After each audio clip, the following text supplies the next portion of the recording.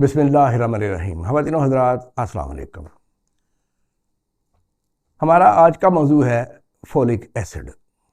Folic acid एक ऐसी दवा है जो जब भी कोई औरत हामला होती है और जब लेडी डॉक्टर के पास जाती है तो जो सबसे अहम दवा है जो लेडी डॉक्टर लिख के देती है उसका नाम होता है फोलिक एसिड। आज हमें इसी दवा के बारे में ये जानना है कि ये दवा जो है ये बेटे को फेवर करती है या बेटी को फेवर करती है, और इसके अलावा इस दवा को कैसे खाया जा सकता है, क्या किसी डॉक्टर की निगरानी में ही खाना है या इंसान खुद भी खा सकता है, और इसी तरह की बेशुमार बातें आज हम आपको फोलिक एसिड के बारे में बताएंगे। सबसे पहली बात तो ये कि फोलिक एसिड ये विटामिन B9 भी इसका नाम है, फोलेट भी इसे कहते हैं, और ये हमारे जिस्म में एक आम पाया जाने वाला विटामिन है। इसमें ये बहुत सी सब्जियों में पाया जाता है, अनाज में पाया जाता है, फलों में पाया, यानी बहुत सी चीज़ों में ये पाया जाता है। लेकिन मसला ये है कि इसकी अक्सर लोगों में कमी हो जाती है। आप कहेंगे कि अगर ये बहुत सी चीज़ों में पाया जाता है तो उसकी कमी तो नहीं होनी चाहिए। मैं आपको बताता हूँ उसकी क्या वजह बनती है।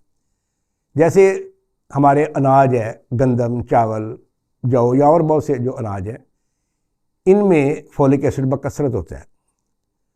लेकिन आपको ये भी पता है कि हम जब चावल खाते हैं तो वो पॉलिश शुदा होते हैं, गंदम खाते हैं तो वो होल मिल नहीं होती, हमने उसका चुकर निकलवा देते हैं। बाकी भी जितने भी अनाज हैं हम उनका छिलका उतरवा देते हैं और निकलवा देते हैं उसके अंदर से ही। इसका 90% हिस्सा फोलिक एसिड का वो इनके छिलकों में होता है। तो फोलिक एसिड हमें कैसे मिलेगा?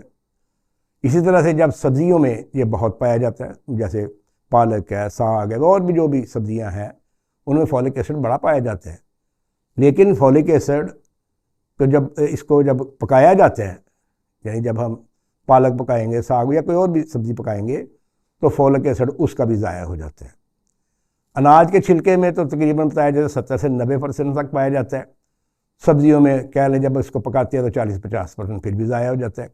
तो इस तरह इसके जो हमने ज़ाया करने के जो मौके हैं वो हमने ज़्यादा बना रखे हैं, इसलिए इसके ज़्यादा मिकदार में होने का हमें पूरी तरह से फ़ायदा नहीं मिल पाता। लिहाजा जब वो डॉक्टर के पास जाती है तो लेडी डॉक्टर फोलिक एसिड ज़रूर लिख के देती है। अब फोलिक एसिड जो है ये हमल के पहले 3 माह इसकी बहुत ज़्यादा अहमियत होती है। अब मैं आपको उस टेक्निकल बहस में नहीं लेके जाऊँगा कि ये हमारा सेलुलर लेवल पे क्या कर रही है, DNA RNA की सिंथेसिस में इसका बड़ा ज़्यादा अहमियत है। ये आप लोगों के, आम लोगों के समझने वाली बातें नहीं हैं। अब मोटी मोटी बातें मैं आपको जो बता रहा हूँ कि बच्चे की चूँकि इब्तदाई स्टेज पे उसकी बहुत ज़रूरत होती है उसको, और मैं आपको बता रहा हूँ कि हम इसको एक तो छिलके जब उतार रहे हैं, हम इसको ज़ाया कर रहे हैं, उबाल रहे हैं, हम इसको ज़ाया कर रहे हैं। फिर दूसरी बड़ी बात कि हमारी आम हाजमे की जो खराबी है उसमें कब्ज़ हो जाए, बदहज़मी हो जाए, दस्त लग जाए, तो हम इसका इंतज़ाम नहीं कर सकते। यानी हम बड़ा फोलिक एसिड खा भी रहे, अगर हमारा हाजमा ही ठीक नहीं है तो हम फोलिक एसिड हमारे जिस्म का जुज़व नहीं बनेगा, हम जितना मर्जी खा लें। तो इस तरह से जो हामला औरतें हैं उनको वो ज़्यादा रिस्क में आ जाती हैं, बच्चे की फार्मेशन रिस्क में आ जाती है। इसलिए जो लेडी डॉक्टर्स हैं वो उसको फोलिक एसिड लिख के देती हैं। फोलिक एसिड की कमी की बहुत सी एक अलामतें होती हैं, जैसे आम कमज़ोरी है, ये फोलिक एसिड की कमी की अलामत है। इसी तरह से याददाश्त की कमी हो जाना, फिर उसके अलावा बाल कब्ज़ वक़्त सफ़ेद हो जाना, खून की कमी हो जाना। अब रेड ब्लड सेल अगर आपकी रिपोर्ट में कम आ रहे हैं तो इसका मतलब ये है कि आप में फोलिक एसिड की कमी है। अब रेड ब्लड सेल क्यों कम हो जाते हैं? भाई चाय, काफ़ी, सॉफ्ट ड्रिंक वगैरह सब पी रहे हैं। अब वो बराह रास्त हमारी जो रेड ब्लड सेल की जो फार्मेशन है खून की कमी के लिए ना, उनका मरकज़ी रोल है। तो अब ये तो हर कोई इस्तेमाल कर रहा है, इसको कोई छोड़ भी नहीं सकता। लिहाजा खून की कमी होना आम बंदे के लिए काबिल बर्दाश्त है, लेकिन हामला औरत के लिए ये बच्चे की लाइफ के लिए रिस्क बन जाता है, बच्चे की फार्मेशन के लिए रिस्क बन जाता है। इसलिए लेडी डॉक्टरों का फोलिक एसिड लिख के देना समझे एक किस्म का लाजम है, और पहले 3 माह इसकी बहुत शदीद ज़रूरत होती है। इवन इसे हमल से पहले भी जो औरतें कुछ खा लेती हैं तो वो बच्चे जब प्रेगनेंसी होती है तो उनको उसका फ़ायदा होता है। लेकिन एक बात जो बहुत बहुत ज़्यादा अहम है वो यही है कि कभी भी आपने फोलिक एसिड खुद से नहीं लेना, हमेशा किसी डॉक्टर, लेडी डॉक्टर की आपने निगरानी लेनी है। खुद से लेंगे इसके बहुत से साइड इफ़ेक्ट्स हैं। अब मैं उसकी तफसील में जाऊंगा तो वो बहुत लंबा लेक्चर हो जाएगा।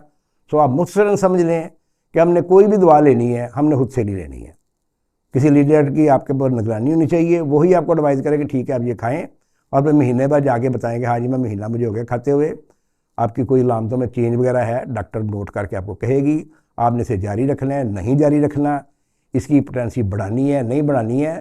सो इसको खुद से मैं आपको दोबारा कह रहा हूँ, खुद से आपने इसको इस्तेमाल नहीं करना है।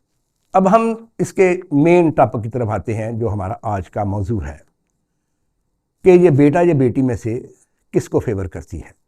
इसके लिए हम आपको बीइंग, क्योंकि हमारी 50 साल हमारा होने वाला है जेंडर सिलेक्शन पे रिसर्च को, तो हम इसको ये फाइंड आउट कर चुके हैं कि अगर मियाँ बीवी दोनों ही फोलिक एसिड का इस्तेमाल कर लें, लेकिन औरतों के लिए स्पेशल है कि वो अगर फोलिक एसिड का इस्तेमाल करेंगी तो ये बेटे को फेवर करती है। लेकिन फिर दोबारा एक और बात को भी आपको मद्देनजर रखना होगा कि फोलिक एसिड उन तकरीबन 500 अज्जा में से एक जुज़ है जो हमारे जेंडर सिलेक्शन की दवा जनरल कोर्स में शामिल है। लिहाजा कोई फ़र्द ऐसा कहे या कोई जोड़ा ऐसा कहे हम फोलिक एसिड खा लेते हैं और हमारा बेटा हो जाना चाहिए, तो ये वो बड़ी गलती करेंगे। इसके ये अकेला जुज़ जो है ये बेटे के लिए मुकम्मल माहौल पैदा नहीं कर सकता। इसके लिए हम फोलिक एसिड के अलावा भी अपने दवा में बहुत से अज्जा शामिल करते हैं जिससे बेटा फेवर के लिए एक मुकम्मल एनवायरनमेंट बनता है।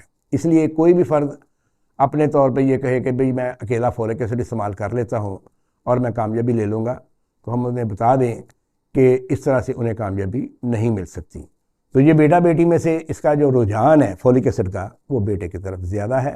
खैर अगर आपने वैसे भी हमल लेना है तो फोलिक एसिड का इस्तेमाल किया जा सकता है, लेकिन मैं दोबारा अपनी बात को रिपीट करूँगा कि खुद से आपने इस दवा को इस्तेमाल नहीं करना।